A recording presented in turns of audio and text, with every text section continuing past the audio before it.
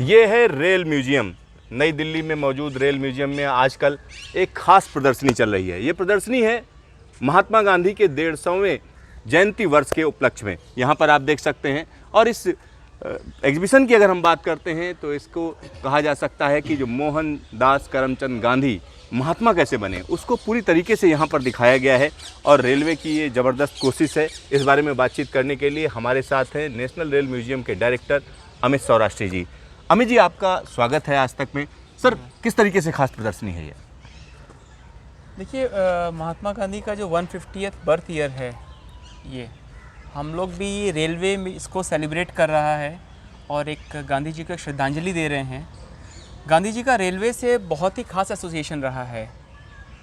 जो उनका परिवर्तन हुआ था वो एक रेलवे का इंसिडेंट साउथ अफ्रीका में हुआ था, जहां उन्हें फर्स्ट क्लास कोच से धक्का देके निकाला गया था। वहीं से उनका परिवर्तन की शुरुआत हुई थी। और इंडिया में भी बिफोर फ्रीडम उन्होंने थर्ड क्लास कोच में काफ़ी ट्रैवल किया है। मतलब महात्मा गांधी तो हमेशा थर्ड क्लास में ही सफ़र करते थे जी।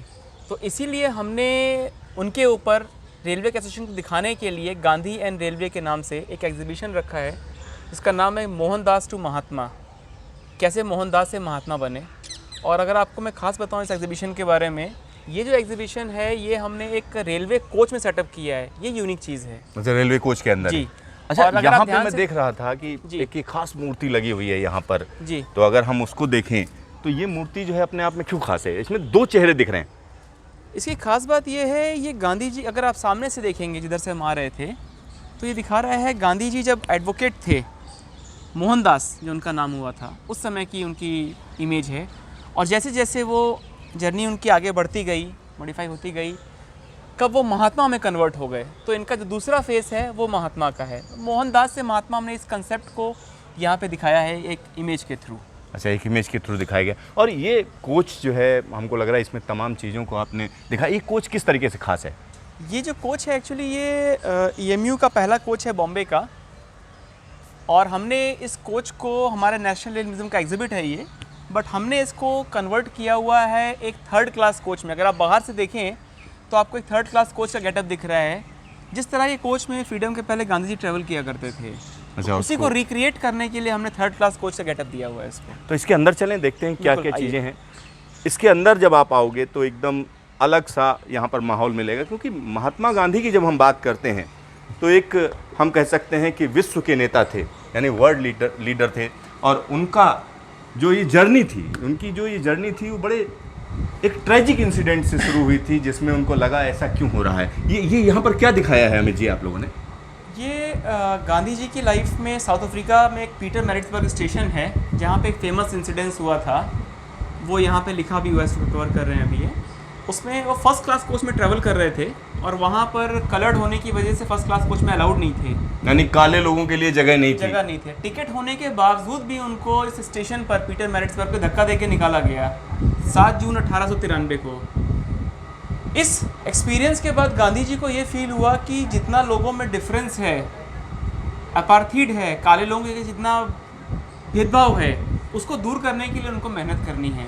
तो उनका जो कन्वर्जन हुआ था, उसके पहले वो लॉयर थे, वहाँ से उनकी इस मोहनदास से महात्मा की जर्नी की शुरुआत हुई थी। मतलब अगर हम साउथ अफ्रीका की अगर हम बात करते हैं तो साउथ अफ्रीका में बड़ी ज़बरदस्त तरीके से हम कह सकते हैं कि गोरों का शासन था, यानी अंग्रेज़ों का शासन था। और काले लोगों पर जो अत्याचार करते थे, मतलब रंग भेद था। और रंग भेद को कहीं ना कहीं एक वजह मानी जाती है कि दुनिया भर में जो अत्याचार होते थे। और यहाँ पर उस घटना को बखूबी दिखाया गया, क्योंकि इनके पास जो टिकट था वो दूसरी क्लास का था, यानी फर्स्ट क्लास का टिकट था। लेकिन वहाँ पर ये कहा गया कि नहीं, आप यहाँ सफ़र नहीं कर सकते हैं, क्योंकि ब्लैक हैं, आप काले हैं, यानी आपका रंग गोरा नहीं है, मतलब अंग्रेज़ों की तरह नहीं है। तो ये भेदभाव अंग्रेज़ों में रहा है। और अंग्रेज़ों ने इस देश पर जितने अत्याचार किए हैं वो शायद किसी और ने, हम कह सकते हैं कि नहीं किए। और तमाम ऐसी घटनाएं हुई जिसको लेकर पॉलिटिकल संघर्ष हुआ, और यहीं से वो जर्नी शुरू हुई। जो आप ये घटना देख रहे हैं, यहीं से महात्मा गांधी का, यानी हम कह सकते हैं मोहनदास करमचंद गांधी जो बैरिस्टर हुआ करते थे, उनकी जर्नी शुरू हुई महात्मा गांधी बनने की तरफ। तो यहाँ पर हम आपको दिखाएंगे। अमित जी, यहाँ पर क्या दिखा रहे हैं? ये हमको लग रहा है कि महात्मा गांधी जब छोटे से थे तब की ये फोटो है। हाँ, हमने ये नेशनल गांधी म्यूजियम से टाई अप किया हुआ है। और उनके पास जो जो इमेजेस हुआ करती थी गांधी जी की, कुछ उनकी इम्पोर्टेंट जर्नी है, जैसे बचपन की उनकी इमेज है, उसके बाद उनके बैरिस्टर की इमेज है, फिर उसके बाद उनकी ट्रेन जर्नी कुछ इमेजेस हैं। तो जो उनकी इम्पोर्टेंट फ़ोटोग्राफ्स थी ट्रेन जर्नी की एसोसिएटेड, उनको हमने यहाँ पर दिखाने की कोशिश की है। सर इधर आकर अगर हम देखें तो यहाँ पर मैं देख रहा हूँ कि ये कह सकते हैं 1946 की है, गांधी जी की फोटो। अच्छा, गांधी जी जो है 3rd क्लास में सफ़र करते थे, क्या वजह थी इसकी? कि गांधी जी को ये फीलिंग थी कि अगर हमें देश के लोगों को समझना है और देश की जो मैक्सिमम जनता है, जो रहने वाले लोग हैं, निवासी हैं, वो मोस्टली गरीब तबके के लोग हुआ करते थे। तो उनका था अगर मुझे लोगों की जो सफरिंग्स हैं, फीलिंग है, उनको समझना है तो उनको समझने के लिए मुझे उनके साथ ही ट्रैवल करना पड़ेगा। अगर मैं फर्स्ट क्लास में ट्रैवल करता हूँ तो मैं समझ नहीं सकता हूँ कि मेरे देशवासियों को क्या फीलिंग हो रही, क्या तकलीफ़ है। इसीलिए उन्होंने डिसाइड किया था कि मैं हमेशा 3rd क्लास कोच में ही ट्रैवल करूँगा। अच्छा, कहते हैं कि गांधी जी ने जब देश में आंदोलन शुरू किया, जब वो पहली दफ़ा आए वापस, जब देश के अंदर आए साउथ अफ्रीका से, तो उन्होंने सोचा कि देश को हम जब तक पता नहीं करेंगे क्या है, तो वो ट्रेन से पूरे देश भर में उन्होंने जर्नी की। और उसके बाद जो है उन्होंने डिसाइड किया कि नहीं, हम जो है इतना इस तरीके के कपड़े नहीं पहनेंगे, हम सिर्फ एक धोती धारण करेंगे। ये भी रेलवे से जुड़ी घटना है ना?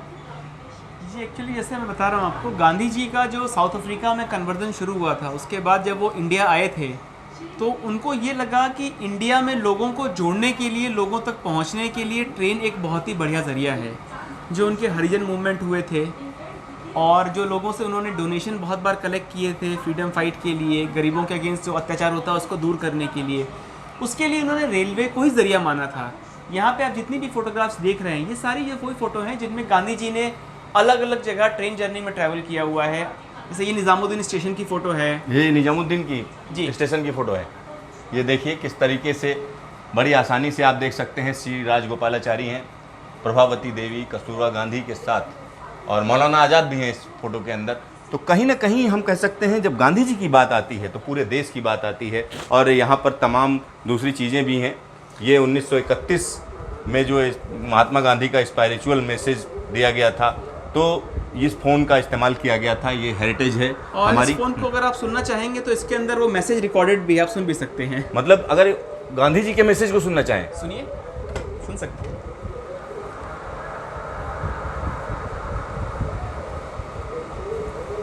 तो वाकई ये हैरत अंगेज है, क्योंकि उस आवाज़ को आप सुनना चाहें जिसको देश हमेशा सुनता रहा है और हमेशा सुनता रहेगा, उस आवाज़ को यहाँ पर आप आसानी से सुन सकते हैं। और तमाम चीज़ें यहाँ पर देख सकते हैं। यहाँ आप देख सकते हैं कि किस तरीके से गांधी जी की जब हम बात करते हैं तो खादी की बात ज़रूर होती है, और खादी की बात होती है तो गांधी की बात होती है। यहाँ पर आप देख सकते हैं कि चरखे को हमेशा ही महत्व दिया गया, और चरखे का यहाँ पर हम कह सकते हैं डिपिक्शन है, किस तरीके से जो हम कह सकते हैं कि धागा जो है बनाया जाता था, उन सारी चीज़ों का यहाँ पर डिपिक्शन है। और एक और ख़ास चीज़ है सर, ये क्या खास है, क्या चीज़ यहाँ पर दिखाना चाहते हैं, गांधी जी का इससे क्या लेना देना है?